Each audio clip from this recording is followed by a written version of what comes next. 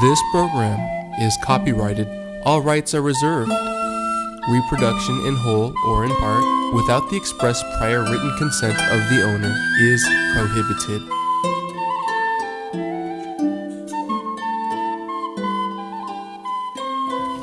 Well, welcome to this month's April 21st, 2023 live stream Ask Your Herb Doctor, KMUD Garberville 91.1 FM. My name's Andrew Murray. My name's Sarah Johannesson Murray.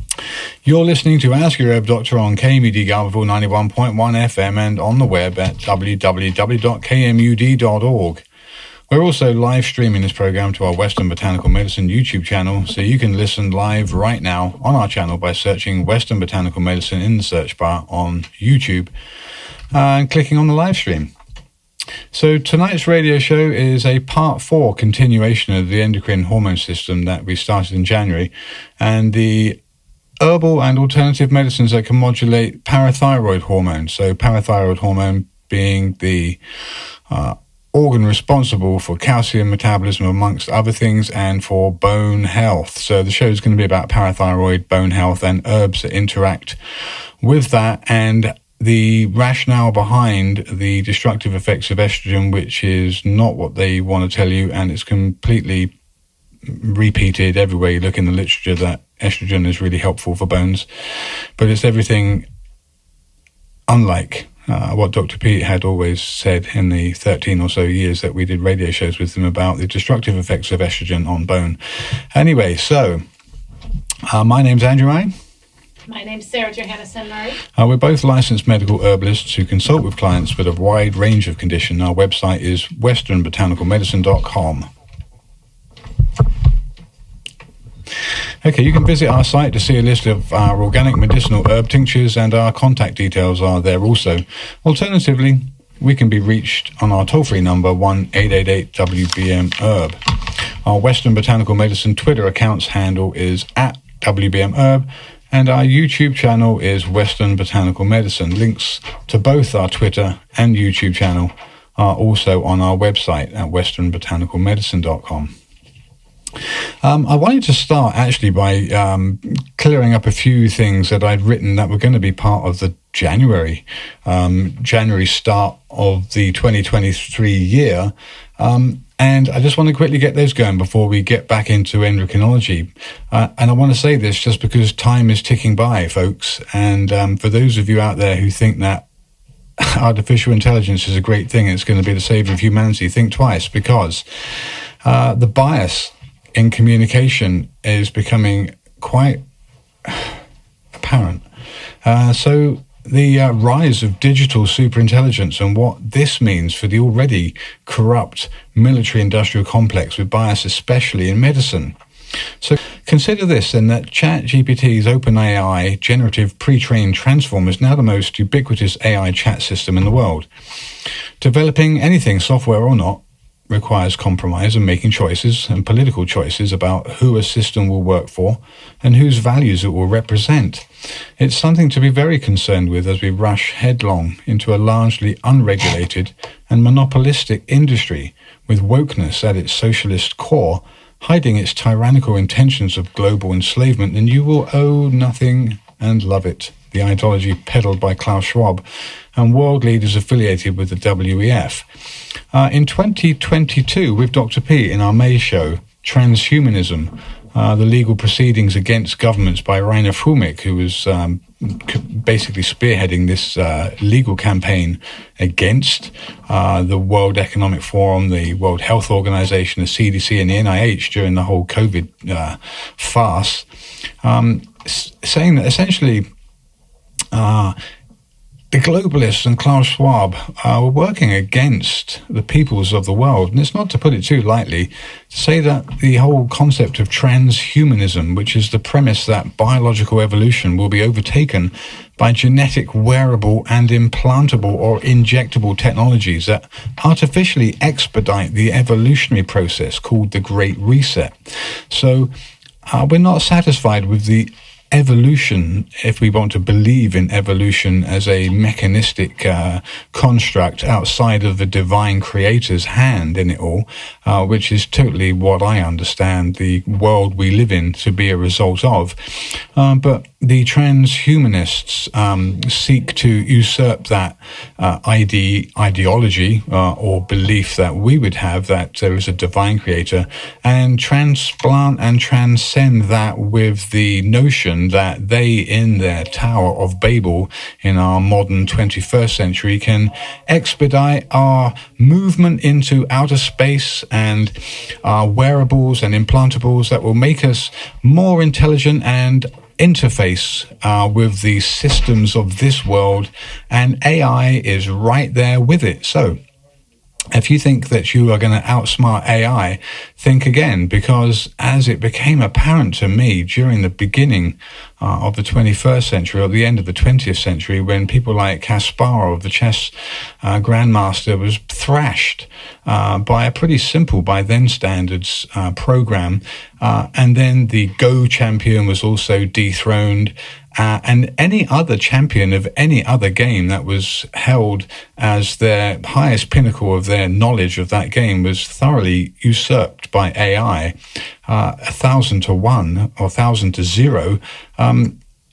AI suddenly became very apparently a dangerous technology. Now, obviously, people have to program AI, and they use language models and other constructs of software to train AI. But recent advances have shown that AI is actually quite capable of teaching itself. And I think people really need to pay attention to the concerted effort to, and no one likes the word regulation. I don't like the word regulation, and I think many people don't like the word regulation, but there are certainly some things that need to have some kind of oversight so that it's safe, okay? I mean, I'm all for minimal government, and I've always said that, and everything that we espouse is really to protect our rights and our inalienable rights as granted by the Constitution, and in terms of it being a divinely ordered system, something that we really need to protect and preserve. So mankind is certainly fallible, and any institution and every institution that's been created by man has been infiltrated and brought down, because that's the nature of our fallen self. And without getting into any kind of religious expose on what we believe, but it's just to say that when people get together, it's unfortunate. There will always be good and bad people, and there are always mixes of the two in any system, governments included, obviously at the top level. But within AI and the, even OpenAI, supposedly an open source project, so collaborating with people all around the world to try and make the thing good and safe and go in the right direction, there's plenty of scope for it to be manipulated. So I see now Google, obviously one of those players in the AI world, incorporating AI into search terms as if it wasn't bad enough to begin with. Whenever you look for any medical information, I've seen in the last 20 years, and Dr. Pete verified this since 1950s when he was looking in libraries that was suddenly becoming scarce to find good literature, supporting all the ideas that were being transplanted by the new ideas, especially with the estrogen industry and then the fish oil industry, and the anti-sugar campaigns and the high fructose corn syrup, machine that came out to steer all the people of the planet eating food and drinking to be guided by this new dietary ingredient. That this information was getting harder and harder to find, the real science that was done, even from the basis of cellular biology and micrographic pictures of cell inclusions that they wanted to tell you was a virus. All of these things, from the very beginning, when they said that these things actually were impossible to find, papers started showing that, here's what a virus looks like. We've got electron microscopes and this is what they look like. Well, Dr. P had always said that these just nothing but artifacts, and that actually a lot of what had been taught and had been written down and shown in experiments to be true was being supplanted by the new directive, the new information. And so AI itself it's only as good as the people that are training it. And so whilst the subject is large, it's not tonight's subject, but I really needed to get this out there and open it up, that we've really got to be careful about how this happens, and we really have to make sure that we don't just go along with thinking it's all going to be okay, because actually this thing never sleeps. It's not like you and me. It doesn't wake up and have its day and be affected by things and have a spiritual life and, cause and effect. It's a machine, and it doesn't sleep, and it's performing billions and billions of computations a second. And unlike Go and unlike the Grandmaster Kasparov in chess, it's uniquely able to conquer anything that we've done. And, I'd like to think that it could work out some of the greatest mysteries of medicine and find the cures for cancer and get into the literature and really start to make a difference to us and be a creative, generative, helpful system. But like anything else, people that start these things and train these language models are biased in their own right. So back to this evening, part 4, endocrinology and herbs that can interact with the endocrine system, being uniquely able to. And when I was studying herbal medicine, when I was doing pharmacology, became very apparent then when we were studying hormones that things that have very, very small concentrations can elicit pretty significant effects. So, things like estrogen and progesterone obviously are in picogram and nanogram, nanomolar concentrations. So infinitesimally small amounts of product that have profound effects on the human body, and especially for women with the menstrual cycle. That's a very glaring example of how very small amounts of substance can have huge impacts on the person's physiology. So to carry on with the endocrine system, I kind of got hung up on the parathyroid gland, but we hadn't really done too much on it previously. But looking at the parathyroid gland in detail and what that means to bone health. And obviously there's a relationship between deteriorating bone health after menopause for women, which is very significant again. And again, another difficult to unlearn ideology that estrogen is good for you and estrogen is good for your bones and it helps you, when everything that we've ever done, the shows for the last 13 years with Dr. Pete on, has warned that estrogen is extremely inflammatory and is a cause of cancers and neurodegenerative as an inflammatory mediator. When progesterone secretion has failed in a woman who's entered menopause, it's no longer there to oppose estrogen. Estrogen is manufactured by any cell in the body as a response to injury, and in general is there to be secreted in the system, basically provoking inflammation. So getting back to the endocrinology part 4 subject for this evening, then the parathyroid gland. Just wanted to start with this. So we'll get into structure, function, physiology, and definition of some of these terms. Forgive me if it seems a little dry, but it really is a kind of physiology 101 lesson that I'm not too sure can be presented any other way to make it any more lively, because 1 + 1 = 2. I don't know how we can make it anything else. So welcome to Ask Your Herb, Dr. KMD Garberpool, 91.1 FM. From now until the end of the show, callers are invited to call in with any questions related or unrelated to the subject of endocrinology and the herbs that we hope to cover. The number here is 1-800-KMUD-RAD, or better still, have to remember this, it's 707-923-3911. That's the number people should be calling in on. So anywhere around the world, folks, it's this day and age, 707-923-3911. Okay, so we used to take the calls from 7:30 till the end of the show, but the people can call in any moment they like, so that's fine. We'll just go with that and see how it goes. So the parathyroid glands then, where are they?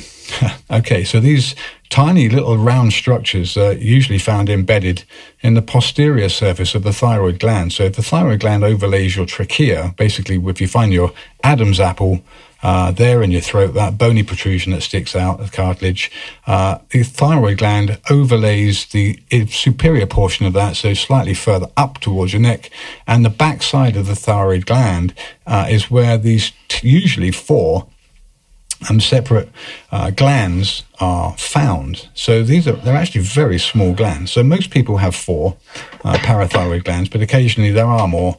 And sometimes they can occur in the tissue of the neck or the chest, but typically there's four of them.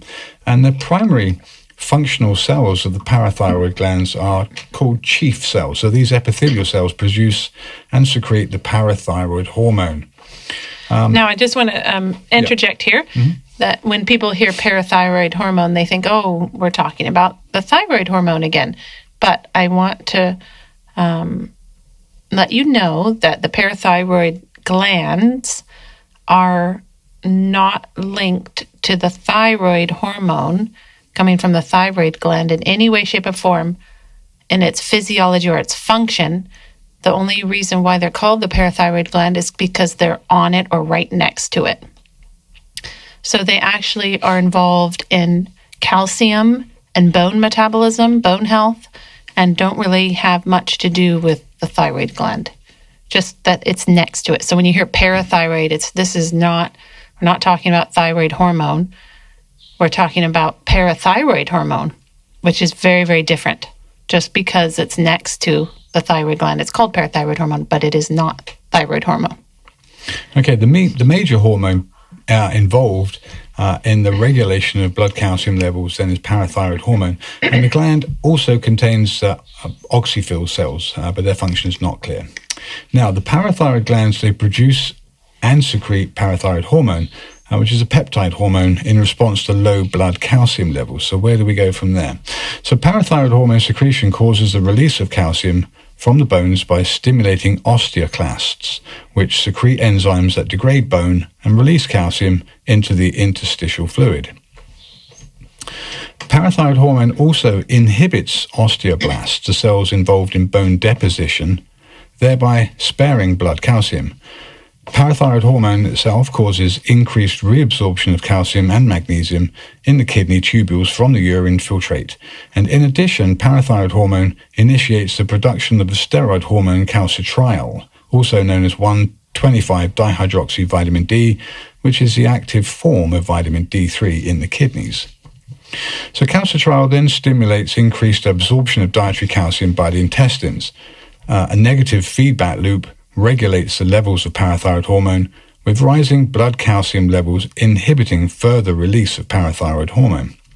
So this can be interpreted practically when you get a blood test. If you had high calcium in your blood, you might also have high parathyroid hormone, and that's a test you could ask your doctor to do as well to see if you have a malfunction of your parathyroid gland. But dietary intake of adequate calcium, we usually recommend at least 2,000 milligrams a day, which I can talk about that later, how you get that, what that looks like. But vitamin D is also very important in keeping parathyroid levels in a healthy range. So then that would keep your calcium in your blood in a healthy range. So too much calcium in the blood means that there's probably too much parathyroid hormone, and you can suppress that and bring that back into a normal range by getting plenty of calcium in your diet. So I know it seems like counterintuitive, but if you eat more calcium-rich foods, your calcium level in your blood will actually go down because you're suppressing this parathyroid hormone that's rising due to inadequate calcium in your diet. Hopefully that makes sense. So let's get into calcium metabolism then, bone health and strategies to mitigate osteoporosis, with the parathyroid glands as the key to calcium sequestration and its ordered deposition in the process of osteoblastic and osteoclastic activity. So what do we mean by these terms, osteoblastic and osteoclastic activity? So for osteoblastic activity, the primary role of osteoblasts is to lay down new bone during skeletal development and remodeling. So during skeletal development and bone remodeling. Throughout this process, osteoblasts directly interact with other cell types within bone, including osteocytes and hematopoietic stem cells. The primary role of osteoblasts is to lay down new bone during skeletal development and remodeling, and throughout this process, osteoblasts directly interact with other cell types within bone, including osteocytes and, as I said, hematopoietic stem cells. Now, osteoblasts are active bone-forming cells. They're characterized by an abundant cytoplasm filled with rough endoplasmic reticulum at the ultrastructural level. Some refer to the cell intermediate between the undifferentiated mesenchymal cell and the osteoblast as a pre-osteoblast. The cells are responsible for synthesizing large amounts of collagen, primarily of the type 1 variety, which accumulate to form the matrix of bone. We refer to two types of osteoblasts based on their topography. The mesenchymal osteoblast is surrounded completely by randomly oriented collagen fibrils and is thus responsible for the synthesis of woven bone. Surface osteoblasts line up along the surface of pre-existing bone tissue and synthesize collagen fibrils along the pre-existing surface in a parallel array. The surface osteoblast is thus involved in the direct synthesis of lamellar bone. As bone synthesis proceeds, the osteoblast becomes completely surrounded by matrix referred to as osteoid. And when the matrix becomes mineralized, the encased cell is referred to as an osteocyte. Now, that's getting very deep into physiology here, Andrew. Well, I want people to understand it's such a complex system, but well ordered and well structured. And when it is ordered and structured and supported by the right nutrients, people will definitely decrease their incidence of osteoporosis. So these things have become so prevalent, probably, I don't know, since the last 50 years. And I'm sure Dr. Pete would argue with the decrease in the farm diet and the increase in the mechanized food industry, it's all contributing to lower calcium, lower bone matrix components, and with decreased exercise and decreased mobility of our current society, it's all contributing to microfractures and osteopenia and osteoporosis down the road, and obviously estrogen in females as a major contributor, although all the papers that you'll ever look at pretty much on the internet these days will say that estrogen is actually supportive of bone health. Yeah, but that's just because they're repeating the same lie that was a disproven study in the first place. But the other thing too is, vegetables contain a lot of magnesium, and people eat a lot fewer vegetables than they previously did. And the minerals overall are decreased in a modern American diet. So it's not just calcium, it's also these other minerals that are important for bone health. And a high protein diet is also important for bone health. So people have increased their carbohydrate consumption, decreased their protein, and they've decreased their mineral-rich foods, which is all predisposing them to weak bones. Okay, so that's pretty much osteoblastic activity, so the cells that promote the laying down of bone and its components. So then osteoclasts, we probably heard about these in the past. So these have traditionally been associated exclusively with what we call a catabolic function, that are prerequisites for bone resorption. However, emerging data suggests that osteoclasts also carry out functions that are important for optimal bone formation and bone quality. And moreover, recent findings indicate that osteoclasts have different subtypes as well, depending on their location genotype, and possibly in response to drug intervention.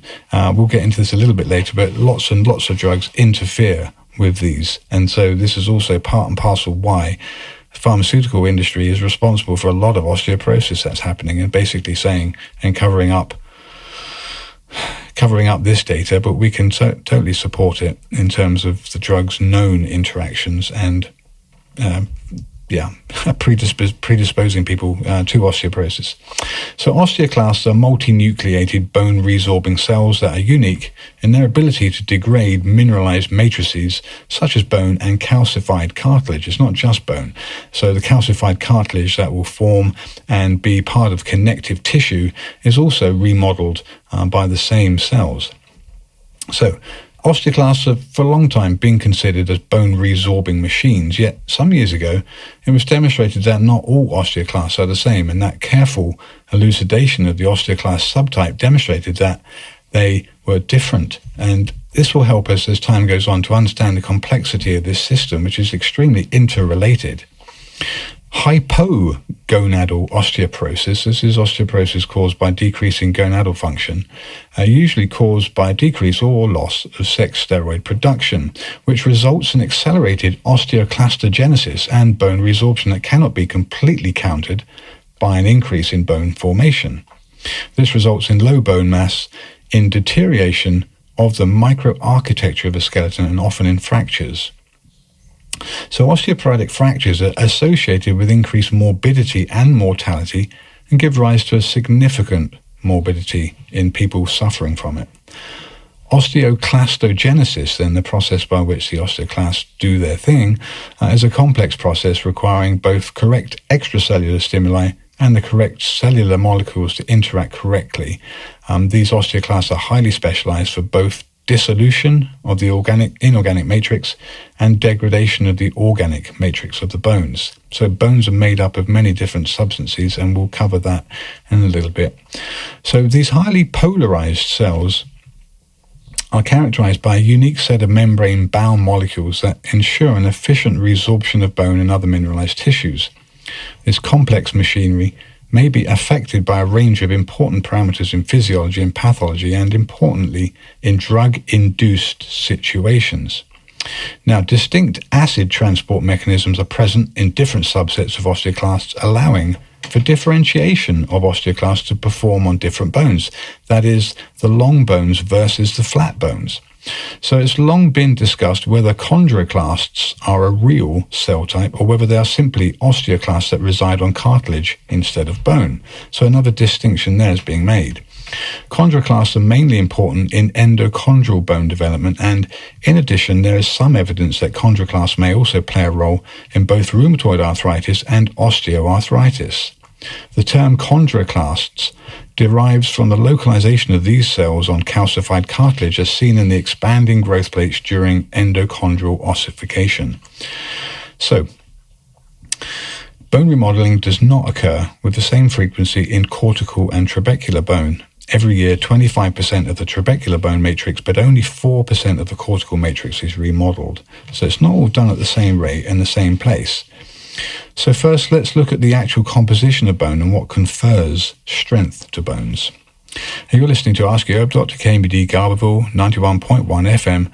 From now until the end of the show, 8 o'clock, you're invited to call in with any questions related or unrelated to the parathyroid, its effect on bone health, and the herbs that will improve structure and function and mineralization of bones. The number is 707-923-3911. So bones are calcified tissue then, composed of 60% roughly inorganic hydroxyapatite, 10% water, and 30% organic component, namely bone matrix proteins, which has three functions. So number one, providing mechanical support for getting around, protecting the vital organs, and regulating mineral homeostasis. And it's this mineral homeostasis that has the bearing upon bone strength and bone health. The lifelong execution of these functions depends on a healthy skeleton, which is maintained by constant bone remodeling, in which old bone is removed by the bone resorbing cell, osteoclasts, and then replaced by new bone formed by the bone forming cell, osteoblasts. And this remodeling process requires a physical interaction of bone with these bone cells. And moreover, numerous cancers, including breast and prostate, have a high tendency to metastasize to bone, which is in part attributable to the capacity of the tumor cells to attach to bone. So bone is a dynamic tissue that undergoes constant remodeling, termed bone remodeling. And bone remodeling is a physiological process in which old bone is degraded by the osteoclasts, the bone resorbing cell, and subsequently replaced by new bone formed by osteoblasts, the bone forming cell. And in bone remodeling, differentiation and function of both types of bone cells depend on attachment onto bone. Thus, this calcified tissue is not isolated in the body, and its maintenance and function requires a close interaction with the cellular components of the body, including osteoblasts and osteoclasts. The organic component of bone comprises more than 30 proteins, with type 1 collagen being the most abundant, contributing more than 90%.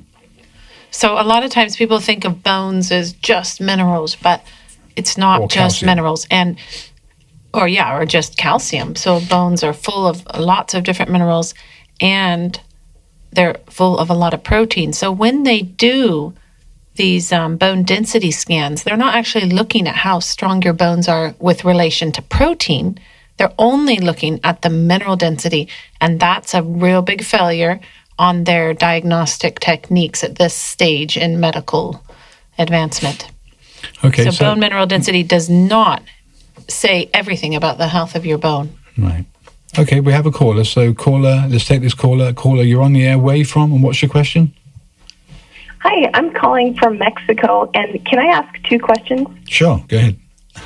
The first question is, I believe Dr. Pete said in an interview a year ago that he was trying to do a low-protein diet, 50 grams of Right. protein or less. How will that impact calcium intake in terms of milk consumption? Yeah, What does that look like? good question. Okay, so if you're drinking 1 quart of milk has about 1,200 milligrams of calcium. So in order to get 2,000, you'd have to drink 2 quarts of milk. And 1 quart of milk is 4 glasses. Each glass has, depending on whether you're drinking whole milk or non-fat milk or 1 or 2% in between. But let's start with whole milk. Whole milk has 8 grams of protein per glass. So 1 quart of milk would be about 32 grams of protein. Now, most people aren't going to drink 2 quarts of milk, but if they did drink 1 quart of milk, they'd be more than halfway there with their calcium intake. And then if they did leafy greens or other cheeses, then they'd be increasing their calcium from other dairy. Cooked greens, boiled greens can provide a lot of minerals, not just calcium, but bone health minerals. And if you have sensitive intestines and aren't able to digest the fibrous matter from the vegetables like kale or collards or chard or spinach, then you can always boil it for an extended period and drink the broth from the boiled greens. So that protein diet, I think you have to take into consideration that Dr. Pete was, the last couple of years, 85, 86, eating a lower protein diet, just keeping around 50, which is, that's still quite a lot of protein. I don't think most people eat 50 grams unless they really try to.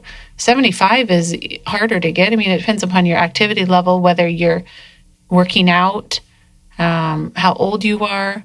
Children obviously need a lot of protein to build their bones and their muscles and their joints and their brain. And, as you get older, Dr. Pete probably didn't need any more than 50 grams of protein. So I think it depends on what you need in life. But Dr. Pete loved to quote that one study that the military did where they looked at all the different activities, whether it was a desk job or a soldier in combat. And they figured out that basically the soldiers did better in their work and their job task if they had at least 100 grams of protein a day. So, I guess those people were probably pretty active even if they did have a desk job. But he was stating from that study that high protein diet does improve performance, mental performance, and physical performance. So I think you need to take it as a case-by-case basis and figure out what somebody needs, how active they are, how many grams they need. And you can always up your protein. You can always up your calcium if you aren't able to drink that much milk or eat that many green vegetables or that much cheese, you can use eggshell. Powdered eggshell is a really safe, economical, and easy way to increase your calcium. So a quarter teaspoon of powdered eggshell, after you've saved your eggshells and dried them out and then sterilized them in the oven and then ground them, a quarter teaspoon provides about 300 milligrams of bioavailable calcium carbonate. Okay, awesome. Thank you. Thank you so much. And my next question is about bowel movement. I guess if someone had like explosive diarrhea, but it came out randomly throughout the day, like in terms of like a farting experience, if that happened once in a while, what are your thoughts? But if it happened to somebody regularly, where they were doing it for days on end, what are your thoughts? Well, I would say that there's definitely a bacterial imbalance in your digestive tract. If that's happening regularly and that violently, there's probably definitely a dysbiosis is what we'd call it in the gut. And that needs to be dealt with, you can try the carrots with lots of apple cider vinegar to reset the microbiome, or you could try antibiotics. You could antibiotic herbs like golden seal and Oregon grapefruit. You can also take probiotics and try to introduce some different bacteria and or different yeast like Saccharomyces boulardii. There's several different things you can try to reset. I know in Mexico, since you said you're calling from Mexico, they have an antibiotic they recommend there that is neomycin, which is supposedly not absorbed from the gastrointestinal tract, but it's mixed with kaolin clay. And clay is also something you could try, because what the kaolin clay does in that antibiotic preparation is it helps absorb the bacteria from the intestinal tract and also the all the debris that the bacteria make. So it helps absorb the toxins. Those are some suggestions I would try if I was in Mexico and was experiencing that. I'm not saying you are, but I'm just saying those are some useful things to try. Excellent. Thank you so much. Okay, Thank you for welcome. your call. Okay, so if any other callers would like to call in, the number is 707-923-3911. Okay, so getting back to... Oh, okay, I think we have another caller. Caller, you're on the air. What's your question? Where are you from? Hi, my name is James. I'm from Arizona. And Dr. Pete, there's a video of Dr. Pete on YouTube where he gives a lecture about carbon dioxide, and he talked about carbon dioxide therapy with a leaf bag. Mm-hmm. So like 10 years ago, I bought a tank of carbon dioxide and started using it, and I thought it was good for relaxing. And I had a roommate at the time, and she sat in my carbon dioxide tube. After we went our separate ways, she had hip replacement surgery. Okay. And the surgeon said something about, to my friend, it's like, you have excellent bones. Like, you couldn't believe that a 58-year-old woman recovering from alcoholism would have rock solid bones. Mm-hmm. So could the carbon dioxide therapy be helpful for totally hardening bones? Mm-hmm. Totally. Yes, I mean, did she sit in the trash bag filled with carbon dioxide, like up to her waist, and so her legs were in the trash bag? Oh, well, we did it up to the shoulders. So. Oh, you did all the way up to the shoulder. Okay. And did you do... a full body experience. Right, so did you do that like every day for weeks on end, or like what was your frequency? Well, she just did it when she was sober, and I do it sporadically, just kind of randomly. But she just did it, a couple times a month over the course of a year, I think. Well, a couple times a month, okay, yeah. Definitely from an anti-inflammatory perspective, it could certainly have a bearing on bone health. But let me ask you this: I don't know if you know, but did she have children? She did. She had 6 kids, actually. Yeah, well, there you go. Right. So there you go. Progesterone. That's what I would say. Definitely the CO2 would be part and parcel of it. But for a 58-year-old female who, by that time, I imagine she was in the menopause and was no longer having menstrual cycle. But having had that many children, she had been exposed to a lot of progesterone relative to the amount of years that she was alive, compared to a woman who was nulliparous, who didn't have any children. So that, again, I would say right off the bat, progesterone and the extreme levels of progesterone found during pregnancy up till childbirth were responsible for opposing the inflammatory and bone degrading effects of estrogen that all women are exposed to, but which is unopposed after menopause. So I would say that was probably another factor. But I do have a couple of stories. I do have a couple of stories to tell you about how carbon dioxide has affected some people, unless you had another question. No, just there's something about calcium lactate and calcium carbonate in bone that I didn't get. But that's all I have. Thank you. And I'll take the rest of my answer off the air. All right. Thank you. Yeah, so the calcium carbonate is what's in eggshell. Eggshell is, I think, 90-something% calcium carbonate, and that's a very clean form of calcium.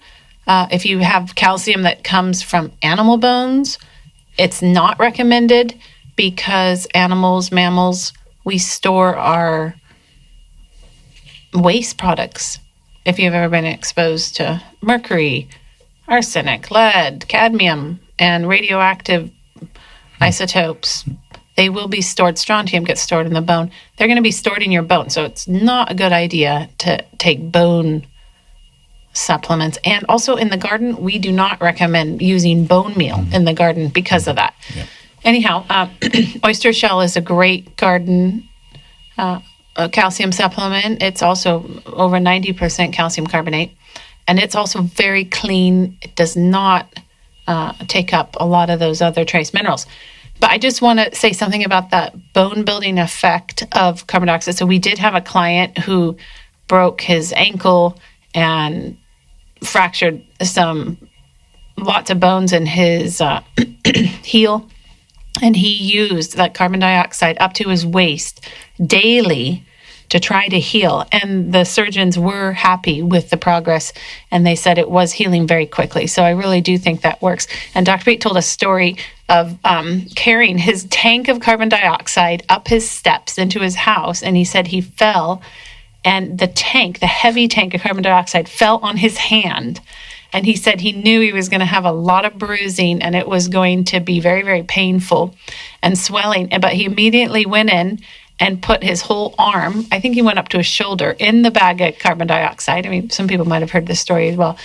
And he said he couldn't believe how quickly his hand healed and how little damage was even visible after he had done that immediately. So he got on the anti-inflammatory effects of the carbon dioxide immediately. And for people who might not know what we're talking about here with the trash bags and the carbon dioxide, is when your body's exposed to large amounts of carbon dioxide, like if you put pure carbon dioxide into a trash bag, you tie it around your waist and you actually sit in it, or like the gentleman who just called, he said he went up to his shoulders.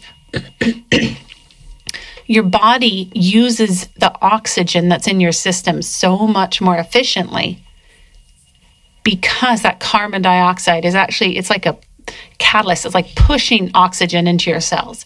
And so it's very, very anti-inflammatory. Carbon dioxide therapy is very, very anti-inflammatory.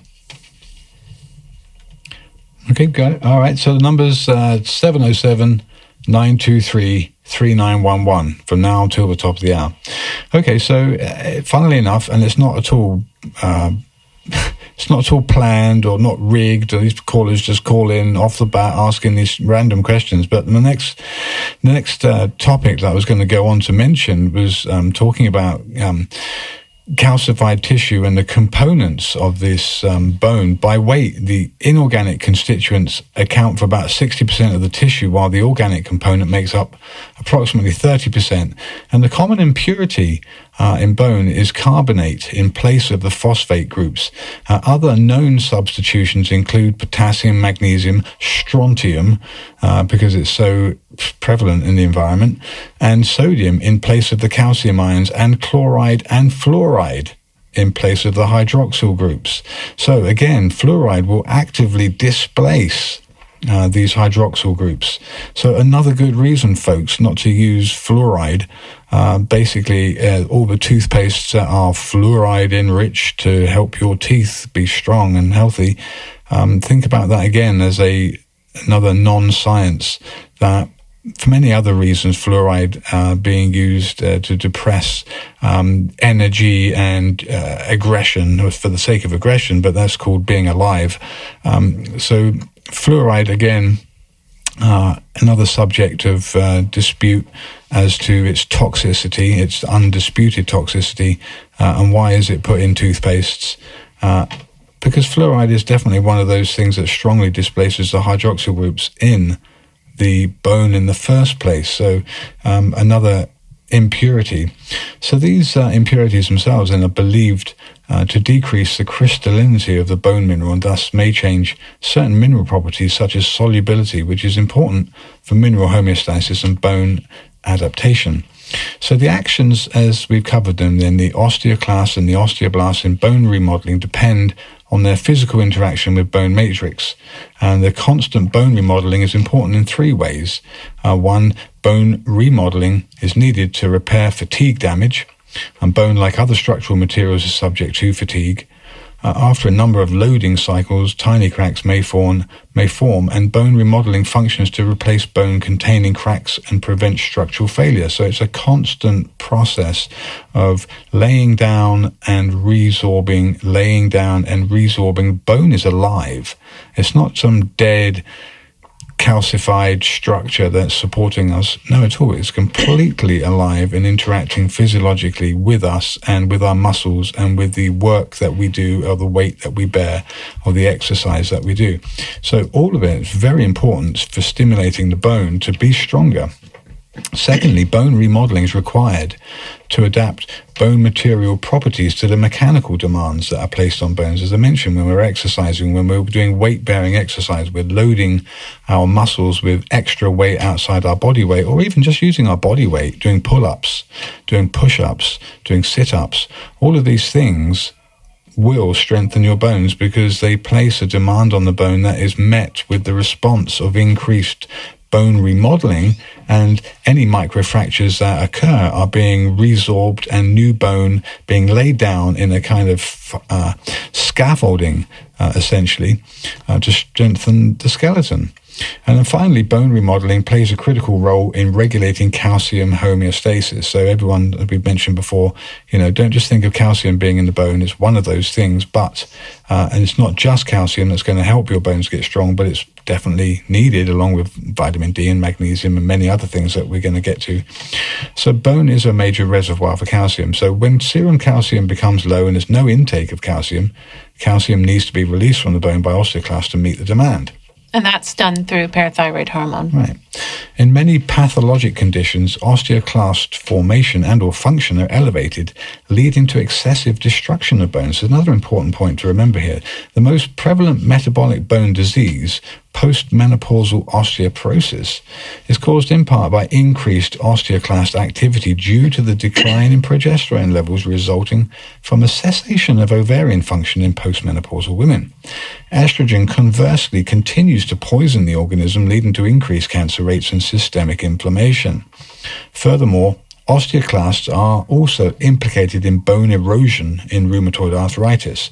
And finally, osteoclasts have been shown to play an essential role in osteolysis associated with the bone metastases of several tumors, including breast and prostate cancers. I just want to mention something about the drug that doctors usually recommend when you have a bone mineral density scan, which is exposing you to radiation, by the way. So it's definitely not something I would recommend. But the drug Fosamax is what they usually give patients who have shown to have a low bone mineral density. And if they realized what they were doing, well-meaning doctors, they would not be prescribing that drug, because the actual physiology of what's happening when you take Fosamax and why it shows a higher bone mineral density on your next scan after you've been supplementing with that is because Fosamax actually stops bone metabolism. It doesn't stop it, but it really slows down bone metabolism. So it slows down the osteoclast activity, the bone breaker cell. So it slows down your body from breaking down bone. And you think, oh, well, that's a good thing.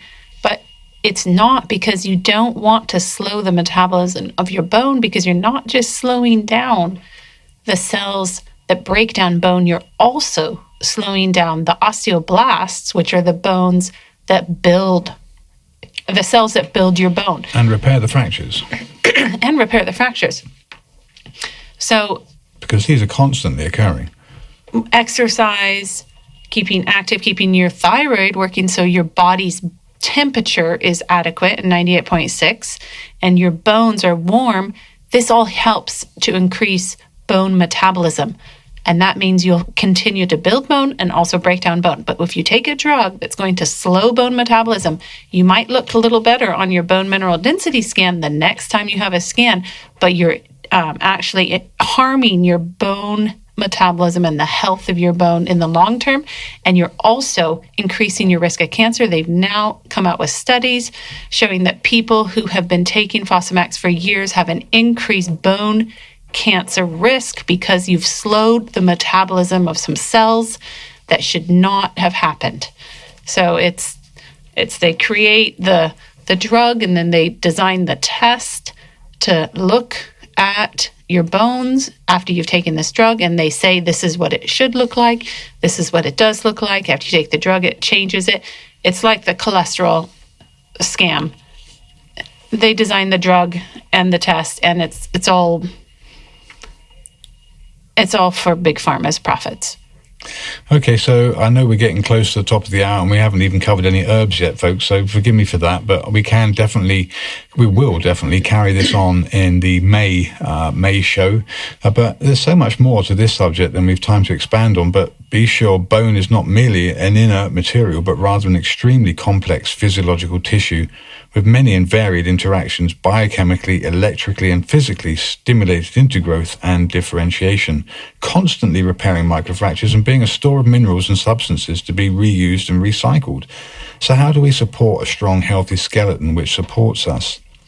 So hopefully you already know that calcium supplementation does not in itself boost bone mineral density.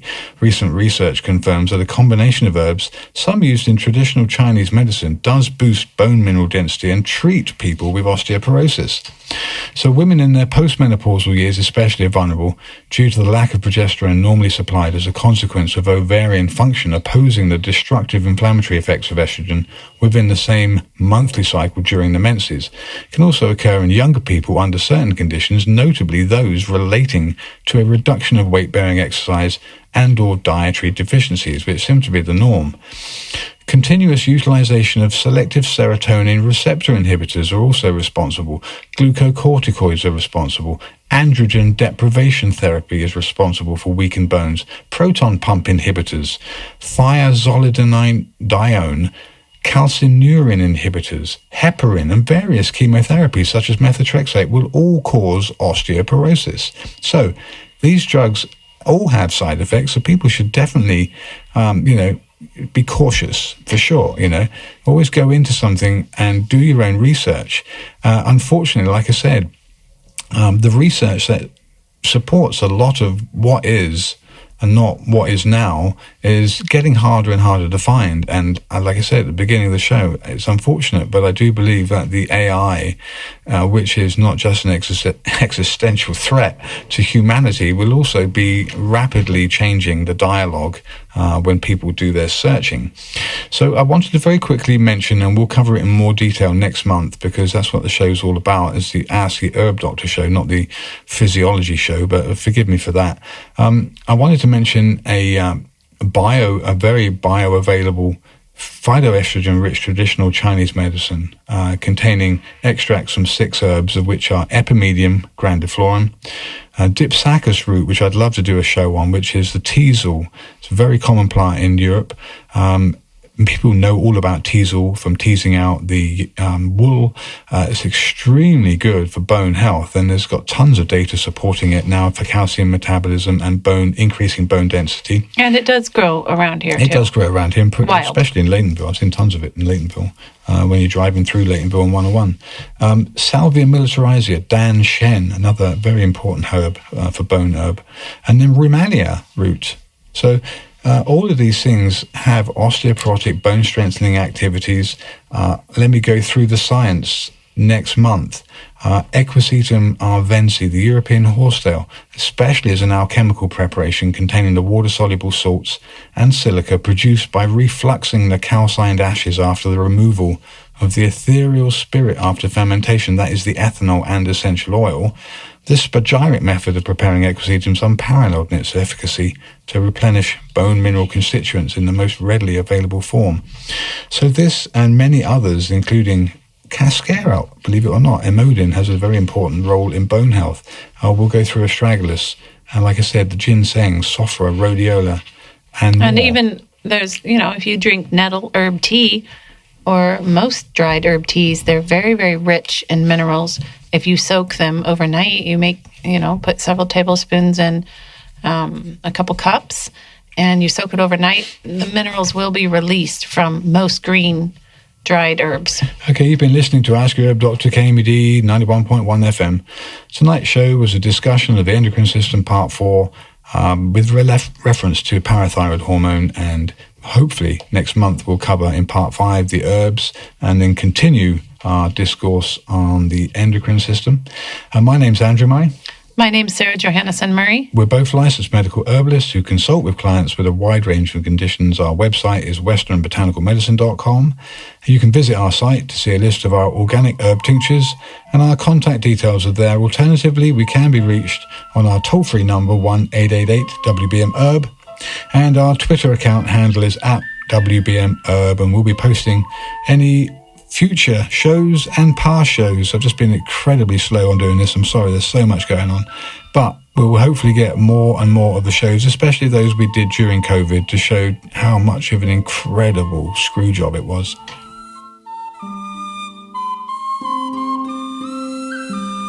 This program is copyrighted. All rights are reserved. Reproduction in whole or in part, without the express prior written consent of the owner, is prohibited.